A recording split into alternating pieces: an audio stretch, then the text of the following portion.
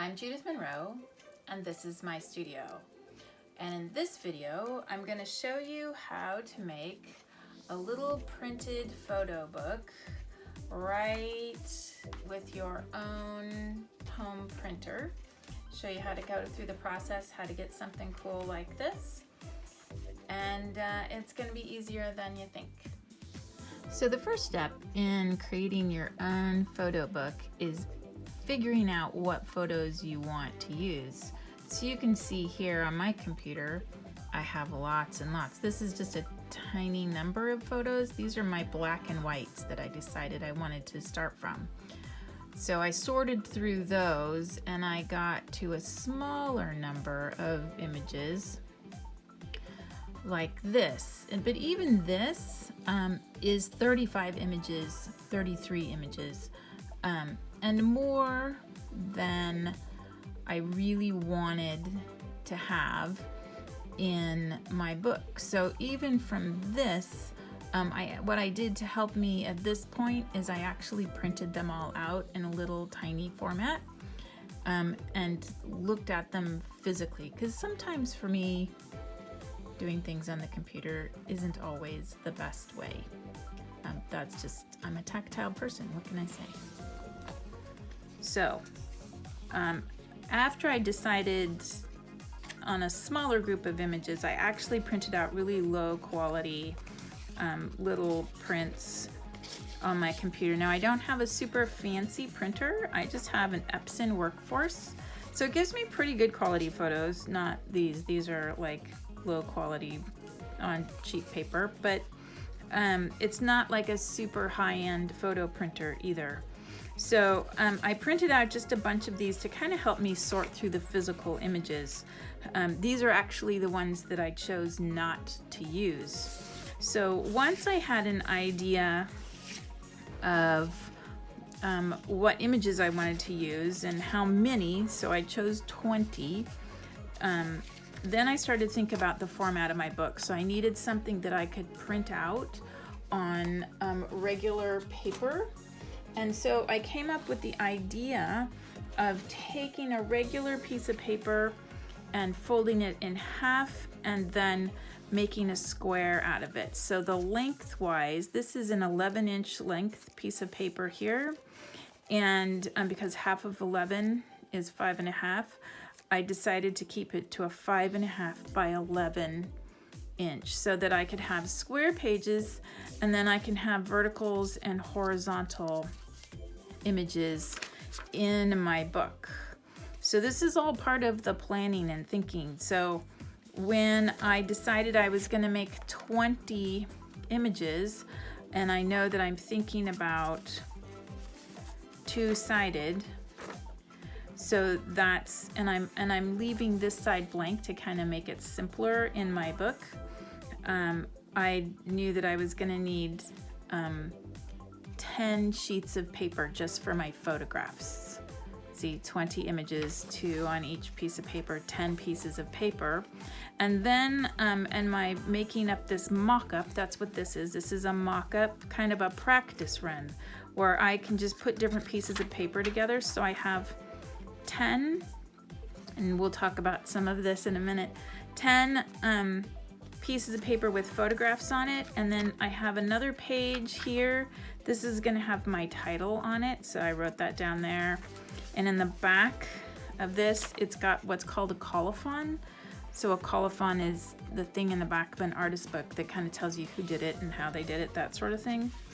And because I like to have some space, I'm deciding I'm going to just add a blank sheet of paper between my text block and my cover. And this is just a piece of poster board for my mock-up so that I kind of have an idea of how I want to do things. So first I folded all of those papers in half without the photos on them, and then I went through and I decided which one I wanted first, and I just used, this is little masking tape, so when I changed my mind I could move it around.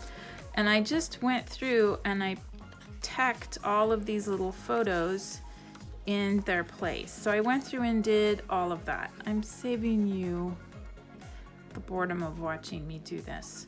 But I just planned. So this is all the planning on how I figure out how I want things to look, where I want things to be. And then I also put numbers on the pages so that if this all fell apart, because I'm not sewing it together or anything, I would know what's what. And then also this helps me be able to do the next step on my computer, which is lay it out so that I can print it. So I don't have, I'm not using really fancy software. This is WordPerfect, kind of like Word, but I like it better. But it's just basically a word processing layout. And so here you can see my full page layout, and I set up my borders, my margins, so that they fit inside that 5.5 inch space. It doesn't have to be real complicated. So use whatever software you have that you feel comfortable with. And then I took those pages out of from my mock-up and I placed them in here. So like this is that first outside page, that's my title. This is the back side of it, that's my colophon. And then the next page, this is the first photograph on the first page. And this is the last photograph on the last page. So I just kind of went through and did it that way. The way that I knew how to do it that way is because I literally took all of these things apart. So this is my title page, the colophon. This is that first image on the first page, and you see when I take it apart, there's that last image on the last page. So I just did my layout like that. These pages, and I just laid them out back to back on my software program, and just did it that way so that then I would know which pages, which photographs go on which pages to keep it all in the order that I wanted in. And again, I just used these little, real low quality printouts to kind of help me make this mock-up, and I didn't even have to make it straight.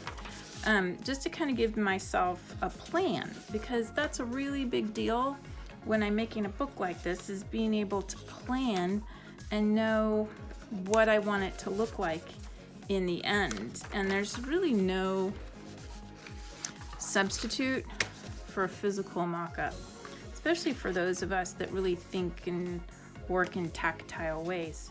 So once I had those things all laid out on my software, and then I printed them. So now you can see here's my physical pages that have been printed out and not trimmed down. So this is kind of what it looks like. So that's this page from my mock-up. You can see now I've done it. This is printed out well. So now I can just create this book like I would a regular pamphlet book.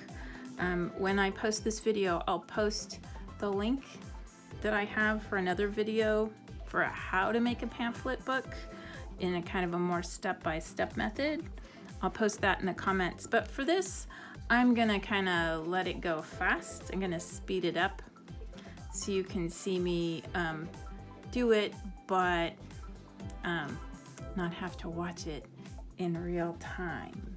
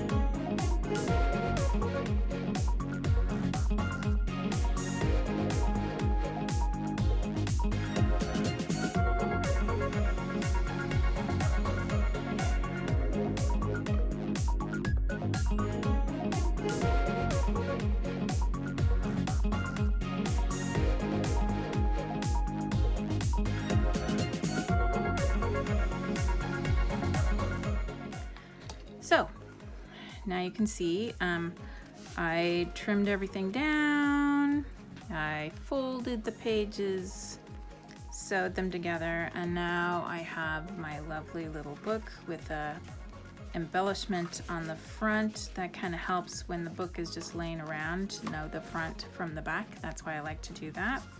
And now I have this lovely little photo book, Seeds of Creation, Images in the Art Studio of Judith Monroe. And all of these photographs that I've taken inside my studio. And now I have put them together in this kind of cool little soft bound sewn together book.